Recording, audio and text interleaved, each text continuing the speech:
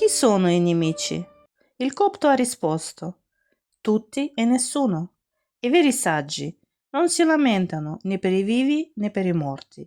Accetta con serenità il combattimento che ti attende domani, giacché siamo pervasi e guidati dallo Spirito Eterno, che spesso ci obbliga ad affrontare situazioni che reputa indispensabili per il prosieguo del nostro cammino.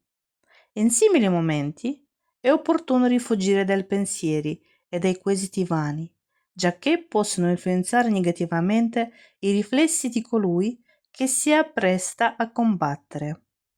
Un guerriero sa che il proprio destino si compie sul campo di battaglia e si deve abbandonare al suo volere. Esseri meschini sono coloro che pensano di poter uccidere o morire. L'energia divina non può essere distrutta, si limita a mutare forma e manifestazione.